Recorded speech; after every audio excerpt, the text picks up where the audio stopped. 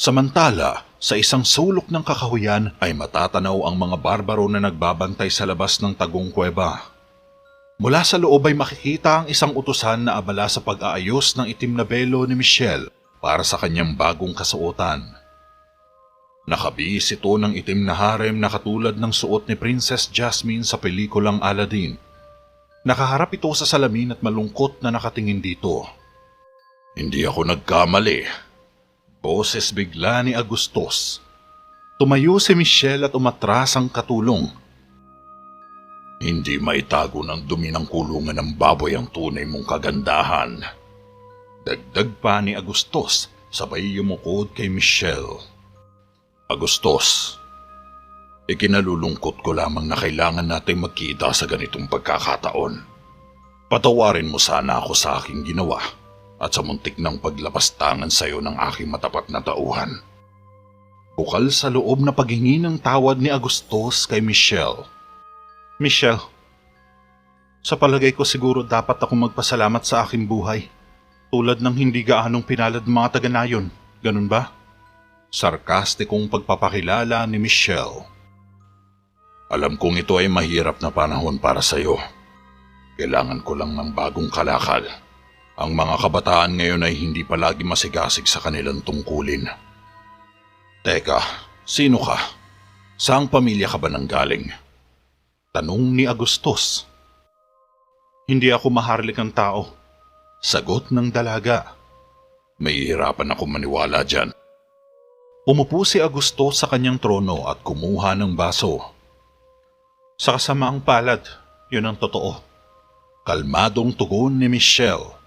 Nakukuha pa rin niyang maging kalmado sa kabila ng sitwasyon kahit isa sa mga kinatatakutang tao na ang kanyang kaharap ngayon.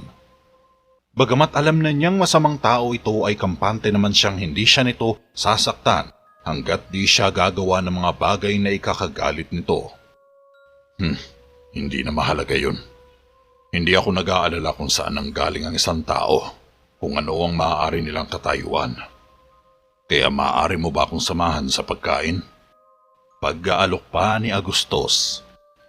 Halatang hindi naging masaya si Michelle sa ganoong ideya, ngunit napilitan pa rin siyang ngumiti at yumukod sa pinuno ng mga barbaro upang hindi ito makahalata. Pagsapit ng umaga ay masigabong sinalubong ng kaharian ni Jericho ang pagdating ng grupo ni Marina. Nagkaroon ng malaking pagtitipon sa labas ng kastilyo para sa malugod na pagtanggap sa kaharian ng Nemet. Nakabihis ng maharlikang balabal si Jericho habang suot niya ang gintong korona sa pagsalubong sa prinsesa. Nasa tabi niya ang mga kabalyero at ang buong konseho na kasamang sasalubong sa prinsesa.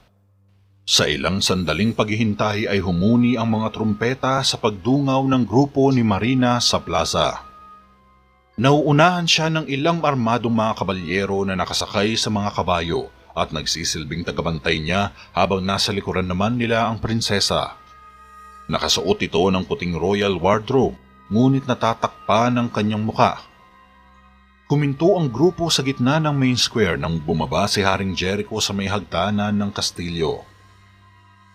"Kabalyero ng Nemet, maligayang pagdating. Naway magsilbi itong kapayapaan sa pagitan natin." Masayang pagbati ni Haring Jericho. Ang mga kabalyerong nasa harapan ni Marina ay nagsitabi at hinayaan siyang makalapit kay Jericho.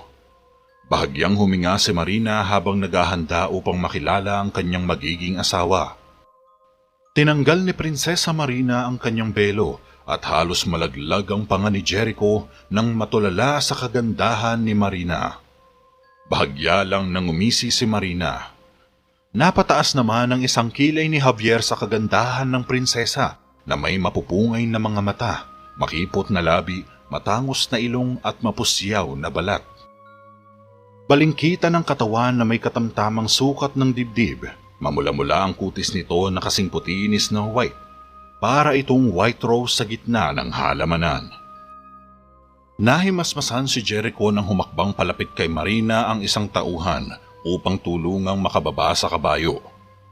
"Prinsesa Marina, malugod kang tinatanggap ng Terraveda sa iyong pagbisita." Maginoong hinawakan ni Jericho ang kamay ng prinsesa. "Salamat, kamahalan. Marami akong narinig tungkol sa'yo. At hindi ko alam na mas gwapo ka pala sa personal kaysa sa natanggap kong ulat. Nakangiting wika ni Marina. Hindi tuloy sigurado si Jericho kung paano niya haharapin ang ganoong kagandang papuri. Ganun ba? Nasambit na lang ni Jericho. Mananatili lang ba tayo sa ganitong tagpo buong araw? Saad ni Marina nang mapansing nakatameme pa rin si Jericho at di kumukurap. Patawarin mo ako. Inakay agad ni Jericho si Marina upang iharap ito sa kanyang konseho. Bukas ay magkakaroon ng isang mahusay na piging para salubungin ang ating panauhin at mga bagong kaibigan. Wika ni Jericho. Ang mga kabalyero, konsehal at courtier ay pumalakpak at sabay nang umiti. Samantalang biglang napawi ang ngiti ni Javier na halatang hindi masaya sa pagdating ni Prinsesa Marina. May tuturing man itong maganda pero para sa kanya ay hindi sila nababagay kay Jericho. Mas gusto pa rin niyang si Michelle ang makatuluyan ni Jericho dahil sila naman talaga ang nararapat at bagay sa isa't isa. Pero tila sa pagkakataong ito ay wala siyang karapatang pigilan ng kasalan ng dalawa sa nalalapit na araw. Sa kabilang dako, hinatid ni Agustos si Michelle sa isang klase ng dining chamber. Maraming masarap na pagkain ang nakalapag sa mesa na napapalibutan ng malalambot na unan at liwanag ng puting kandila. Nagulat ang dalaga sa magandang preparasyon sa kanya ni Agustos. Hindi niya sukat akalain na may pagkaromantik din pala si Agustos pagdating sa ibang bagay, lalo na sa mga kababaihan. May iba ka bang inaasahan? Marahil mga apoy sa kampo at hilaw na karne ang naglalaro sa isipan mo, tama ba? Usisa ni Agustos. Hindi ako sigurado kung anong masasabi ko. Ngayon pa lang kasi ako nakapunta dito. Tugon ng dalaga habang nakatingin sa paligid. Mangyaring umupo ka. Gusto kong malaman ang lahat tungkol sa'yo. Umupo naman si Michelle sa isang tila cushion na silya. May puting balat ng oso ang nakabalot dito kaya napakalambot nito at magaan sa pakiramdam. Pasensya ka na, pero wala lang talaga ako gaanong masasabi. Wika ni Michelle. Gusto niyang panatilihing lihim ang tunay na pagkatao niya. Maliban kung paano ang isang magandang babae ay nauwi sa pag-aalaga ng mga baboy sa gitna ng kawalan. Saad pa ni Agustos. Mahabang kwento kasi. Sambit ni Michelle. Umupo naman si Agustos sa dulo ng lamesa. Kumain tayo at magpakasaya ngayong gabi. Nakangiting sambit ni Agustos. Inaya ng kumain si Michelle. Napilitan namang kumain ng dalaga kahit hindi pa siya nagugutom. Sinusubukan niyang huwag magpahalata kay Agustos. Sa ngayon ay makikisabay muna siya sa mga kagustuhan ni Agustos habang inaalam pa niya kung saan siya at kung paano siya makakalabas sa lugar. Samantala, lihim na ginuyod ni Aragon ang katawan ni Caroy sa ilalim ng battlements area nang maispatang wala masyadong nakabantay na mga gwardya sa paligid. Pagkatapos nito ay itinapon niya ang katawan sa gilid at naglagay siya ng sulat sa ilalim ng damit ni Caroy bago siya umalis. Kapag napatay na nila ang pamilya ko, alam kong susundan nila ako. Kaya wala akong pagpipilian kundi tumakas. Naglakbay ako ng maraming araw bago ako nakatagpo ng taong handang kumuha sa akin. Ang pagtulong sa mga baboy ay tila patas na halaga para sa ganong kawang gawa. Pagsisinungaling ni Michelle para may dahilan siya kay Agustos. Mukhang marami kang pinagdaan ng hirap sa buhay. Napakabata mo pa para sa ganung trabaho. Siguro ngayon na ang araw para sa iyong pamamahinga. Saad ni Agustos. Lumapit ang isa sa mga tauhan ni Agustos at nag-clear ng kanyang lalamunan sa kanyang pagpasok. Kamahalan, may mahalagang bagay lang akong sasabihin sa iyo. Wika ni Gamael. Hindi ba't sinabi kong huwag niyo muna akong istorbohin? Galit na sabi ni Agustos. Paumanhin kamahalan, pero gusto ka rin makausap ni Prinsesa Raya. Sagot ni Gamael. Nagulat naman si Michelle sa narinig, kaya nagsimula siyang mataranta at kabahan. Nandito siya? Seryosong tanong ni Agustos. Tumango naman ang tauhan bilang tugon. Sige, papasukin niyo siya. Sabihin mo, gusto ko rin siyang makausap. Natigilan si Michelle. Ayos ka lang ba? Tanong ni Agustos kay Michelle nang mapansin siyang hindi mapakali. Oo, siyempre. Ngiting sagot ng dalaga. Wala naman sigurong problema kung may kasalo tayo, di ba? Saad pa ni Agustos. Akala ko kasi tayo lang. Sambit ni Michelle. Huwag kang mag-alala. Tatagal lang ng ilang sandali ang pag-uusap namin tapos aalis din siya. Paniniguro naman ni Agustos. Dapat siguro kung bumalik muna ako sa kwarto. Baka kasi makasagaba lang ako sa inyo. Palusot ni Michelle kay Agustos. Nako, di na kailangan. Sandali lang naman ito. Pangungulit ni Agustos. Inaantok na kasi ako eh. Tumayo si Michelle na sinundan naman ni Agustos. Nagtataka na tuloy ito sa mga aligagang kinikilos ng dalaga. Pero halos hindi pa tayo magkakilala. Gusto ko pa sanang malaman ang tungkol sa buhay mo. Sayang naman kung palalagpasin natin ang gabing ito. Malungkot na sabi ni Agustos. Sigurado akong magkakaroon pa tayo ng oras. Salamat sa iyong kagandahang loob. Wika ng dalaga na sinangayunan naman ni Agustos.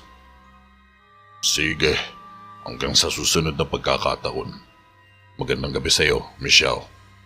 Ngumiti si Michelle at yumuko. Tinakip niya ang belo sa mukha niya habang papaalis. Hindi man lang siya sinilip ni Raya habang dumadaan sila sa lagusan kasama ang isang tauhan. Ibinaba ni Michelle ang belo at nakahinga ng maluwag. Pumasok si Raya sa dining chamber ni Agustos. Mukhang may kasama ka. Hindi ka na talaga nagbago, Agustos. Ngiting salubong ni Raya. Mayroon ka bang mga plano? Tanong kaagad ni Agustos matapos mapurnada ang gabi niya. Sa ngayon wala pa. Diretsong sagot ni Raya. Iyon ang kasunduan natin, Raya. Kung wala yun, ang anumang pag-atake sa Terabeda ay pagpapakamatay. Natigilan si Agustos. Bueno, narinig ko na ang iyong puwersa ay hindi pa lubos na naabot sa hanggan ng lakas. Hindi tulad ni Hamid na nakaipong kaagad ng libo-libong hukbo sa isang linggo lang. Pambubuyo ni Prinsesa Raya. Halos kumpleto na ang paghahanda sa ganyang usapin. Huwag ka mag-alala. Kaya kong ibigay sa iyo ang puwersang hinihingi mo. Basta't tumupad ka lang sa ipinangako mo sa akin. Sagot naman ni Agustos. Asahan mong tutuparin ko yan, ngunit hindi pa sa ngayon. Anas ni Prinsesa Raya. Nagdududa ka ba sa kakayahan ko? Sambit pa ni Agustos. Hindi naman, naniniguro lang. Napangiti si Agustos bilang pagtanggap. Sigurado ako nagkakaintindihan na tayo ng lubos. Halika. Nagbuhos ng inumin si Agustos. Maaari ka manatili anumang oras mong gustuhin. Dagdag pa ni Agustos. Ngumiti si Raya sa pagtatangka ni Agustos na gayumahin siya. Huwag kang masyadong apurado, Agustos. Marami pa tayong dapat gawin. Kapag ako ay nakoronahan na bilang reyna ng Terabeda, maaari mong mapagbigyan ng iyong sarili sa lahat ng gusto mo. Lintaya ni Prinsesa Raya. Aasahan kong tutuparin mo ang iyong salita. Sabay inabot ni Agustos ang baso kay Raya at kinuha naman niya ang sariling baso. Abangan mo na lang yun. Nakangising sagot ni Raya at nag-toast sila ni Agustos. Sa kabilang dako, magkasabay na pinuntahan naman ni Nicolas at Aragon ang katawan ni Caroy sa likod ng kastilyo kung saan ito itinapon ni Aragon. Naabutan nila itong nasa gilid pa rin ng pader mula sa ilalim ng battlements area. Ipinakita mismo ni Nicolas kay Aragon ang katulong na kanyang pinaslang. Natutuwa si Aragon sa nakitang reaksyon ng kabalyero. Gulat ito at halos hindi pa rin makapaniwala. Kaninang madaling araw pa lang kasi niya natagpuan ang bangkay nang magsimula siyang maglibot-libot sa likod ng kastilyo upang siguraduhing ligtas ang kanilang kaharian. Ngunit sa hindi inaasahan nga ay nakita niya ang katawan ni Karoy na wala ng buhay na nakahandusay sa gilid ng pader. Alam na niyang patay na ito dahil sa pagbabago ng kulay ng balat at itsura. Kaya naisip niyang huwag muna itong hawakan o galawin man lang upang masuri at malaman kaagad ang sanhi ng pagkamatay nito. Dahil dito ay ipinagbigay alam kaagad ni Nicolas sa kinauukulan upang maimbestigahan ang nangyari. Gayunpaman, hanggang ngayon ay nalilito pa rin si Nicolas kung paano namatay ang katulong. Ni wala man lang itong bahid ng markings o senyales ng pagkasawi nito. Lingid sa kaalaman ni Nicolas, nasa tabi lang niya ang salarin na nagtatago sa sariling maskara. Sinadyang ilagay ito ni Aragon sa ilalim ng tulay upang isipin ng makakakita kay Karoy na nahulog ito mula sa mataas na bahagi para lumayo sa kanya ang krimen. Subalit nagdududa pa rin talaga si Nicolas sa pangyayari. Halata kasing may kahina-hinalang bagay na nangyari dito. Wala siyang ideya kung sinong may gawa nito at kung anong motibo ng salarin sa pagpatay. Akala ko makikita mo mismo, Panginoon. Sa pagkakaposisyon kasi ng katawan, kahit sino ay mapapansin ito agad ng mga taong dumadaan, lalo na sa ganitong araw. Wika ni Nicolas. Magaling ang ginawa mo, Nicolas. Ganun pa man, nakakahiya pa rin na hindi ko agad ito napansin. Tumingin si Aragon sa itaas.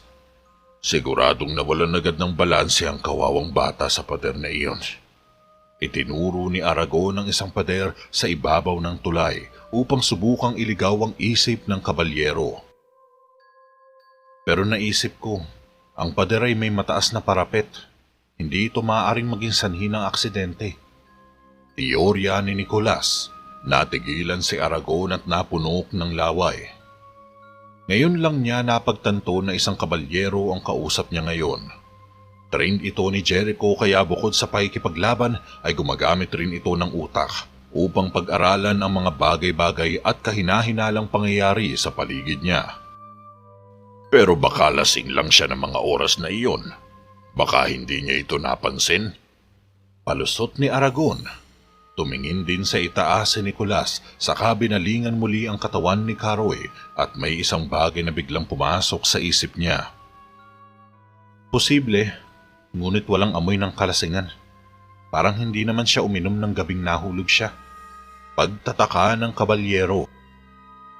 Isang tao lang ang maaari nating lapitan tungkol sa bagay na ito. Dapat nating hilingin kay Rigor na suriin ang katawan.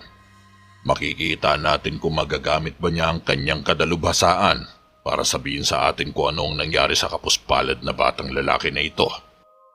Mungkahi ni Aragon na halatang kumpiyansa pa sa naisip niyang paraan. Ipapatawag ko siya kaagad, ngayon din. Umalis si Nicolas upang ipagbigay alam ang nangyari. Dahil dito, napangiti saglit si Aragon habang pinagmamasdan ang bangkay ni Karoy.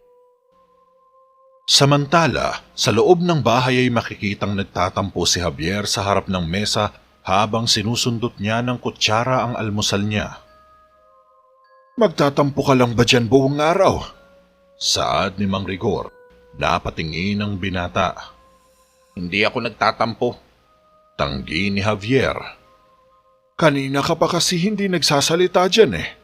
Hindi naman siguro pagkain ang dahilan, hindi ba? Wika ng matandang nag-aalala. Iniisip ko kasi, tinigil ni Javier ang ginagawa. Alam ko kung gaano kasama iyon para sa iyo, pero wala na tayong magagawa.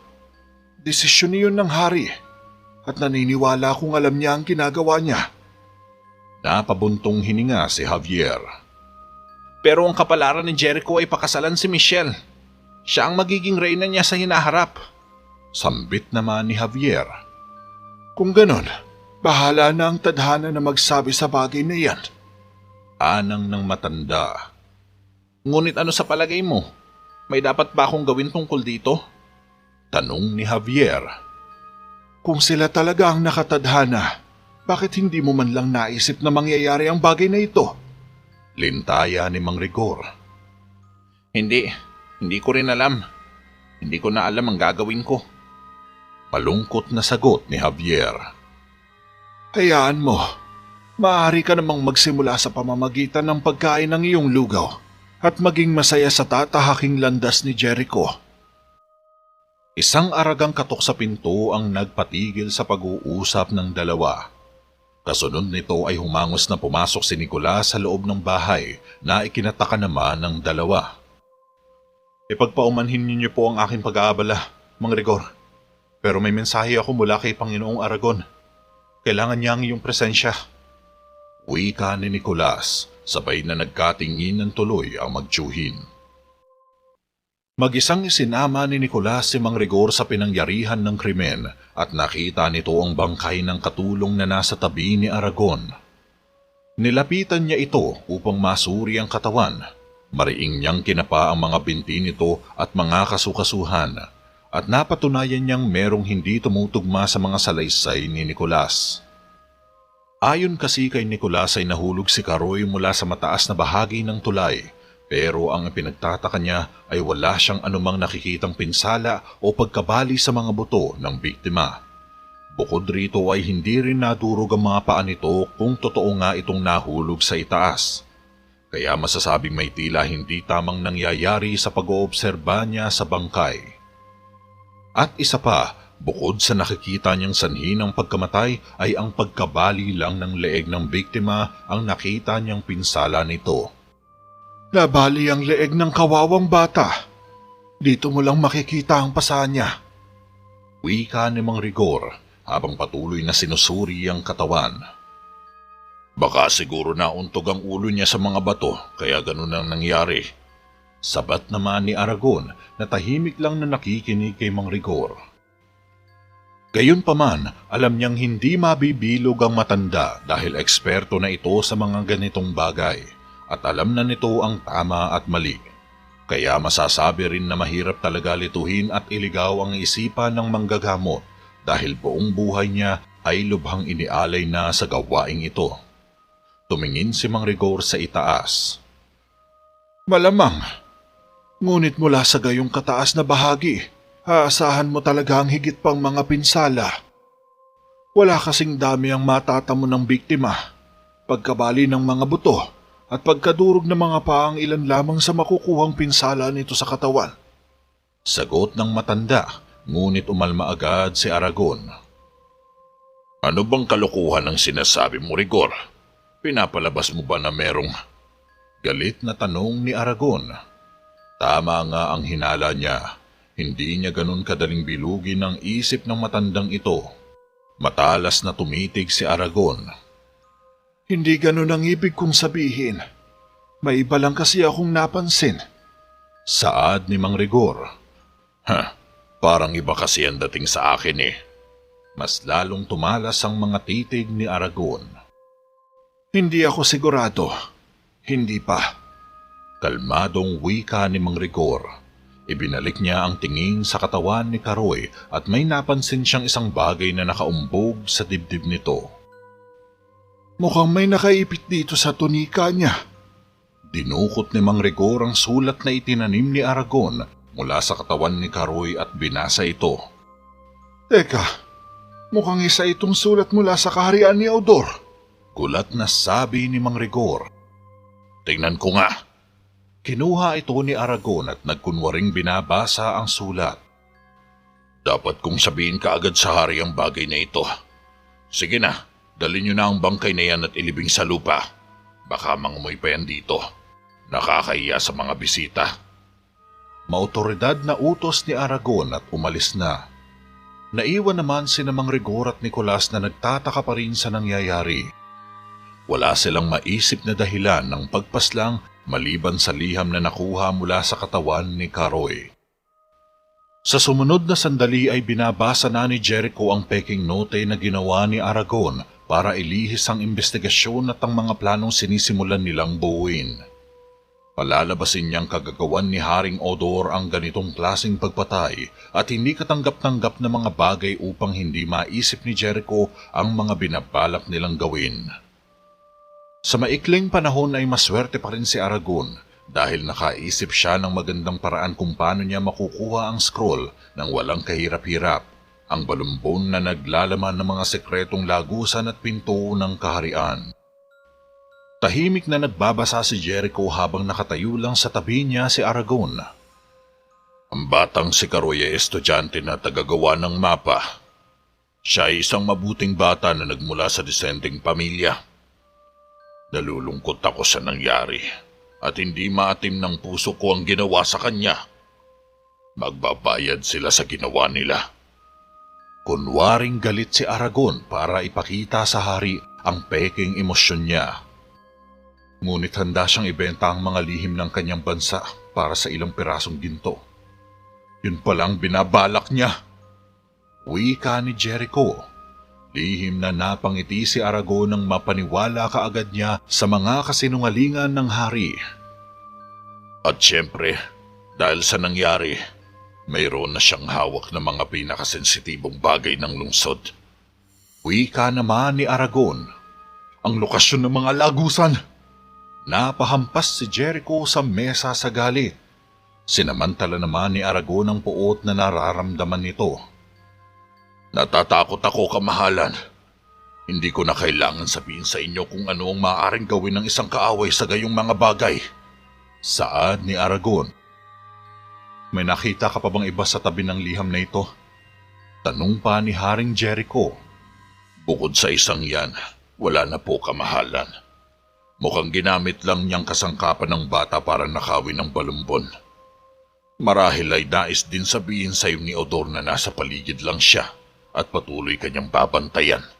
Sa oras na malaman niyang mahina ka ay doon siya atake. Pagsisinungaling ni Aragon. Kung ganon, posibleng nagtagumpay ang bata sa kanyang misyon at pinatay siya dahil sa kanyang mga nalalaman. Kailangan kong suriin ang mga sekretong silid para malaman ang iba pang nilang binabalak. Tumayo si Jericho upang magtungo sa sekretong silid na pinaglalakan ng mga mahalagang bagay at impormasyon ng Terabeda. Yumukod naman si Aragon bago siya sumunod sa batang hari. Pagdating ng dalawa sa vaults ay tiningnan kaagad ni Jericho ang mga bagay sa kwarto kung may nawala ba. Dala ang isang sulo ay sinuyod niya ang paligid. Sinusuri itong mabuti kahit sa kasulok-sulukang bahagi nito. Samantalang nakasunod lang si Aragon habang tinitingnan din ng mga gamit. Walang senyales ng sapilitang pagpasok. Sambit ni Aragon habang inilawan ni Jericho ang mga estante na nakahilera sa dingding. Mayroong ganap na susi ang bata, kaya hindi niya na kailangan basagin ng mga kandado. Paliwanag naman ni Jericho. Kinakailangan natin ng isang kumpletong inventaryo, kamahalan, para malaman natin kung may nawala ba. Sa paintulot mo, sisimulan ko agad ito. Mungkahi ni Aragon. Sige, pero doblehin mo ang mga bantay at iselyo ang mga mapa. Posibleng hindi nag-iisa ang bata.